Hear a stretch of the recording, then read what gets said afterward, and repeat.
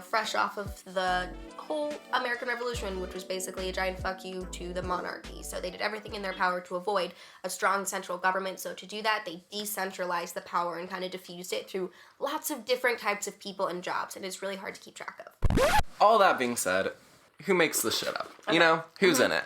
So within the House of Representatives, there are 435 representatives, and in the Senate, there are 100 senators. So Congress made up of 535 people. Okay. Cool. Sick. Let's start with the House of Representatives. How are they they're voting? Fun. I really like the House of Representatives. It's huge. 435 people. Yeah. The way that works is the House of Representatives is considered proportional. So after each census is done every few years, different districts and everything's drawn out so that there's a representative per district. So states that have a very high population, like California, for example, has 53 representatives, whereas smaller states like Alaska or Montana, Vermont, Wyoming, yeah, exactly. They only have one representative in Congress. And each district has a number. Like, so where I grew up in Denver, it's district number 6. Yeah. Right now where we are in Orange, it's district 45. Something that's a little different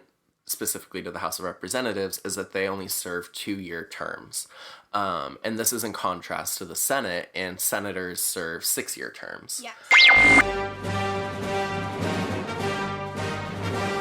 There's 2 senators per each state, and for the whole state. Yeah, for the whole state, and they serve, again, for 6 years. And the kind of reasoning, I think, behind that is that smaller states really tend to be more in favor of this kind of equal representation of 2 senators per each, whereas larger states think that they should have more control, whether that be because of their size or mainly, I think the main argument is like population, which we talk about that so much because, I mean, I'm sure at some point during this podcast we've ranted about the Electoral College and like this idea of popular vote versus like this weird representative like Electoral College that we have. The United States is weird because we used to be extremely rural, and over time we've become a very, very urban place. So like if you look at a map of the United States, we have such a large population.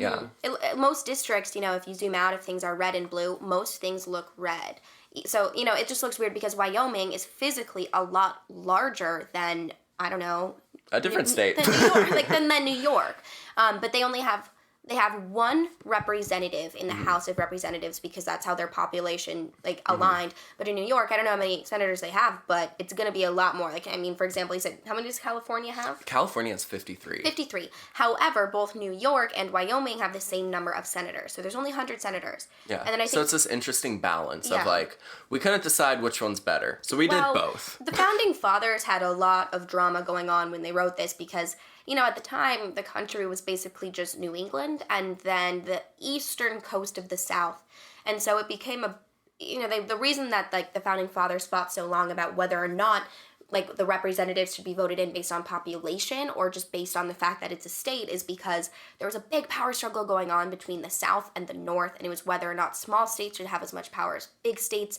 And to satisfy everyone, they created 2 chambers. It's referred to as bicameral, if you ever heard that thrown around in the news. And, it's culturally kind of played out interesting because the Senate, kind of has a bit more of an prestige. prestige reputation because it's harder to get voted in as a senator. Yeah.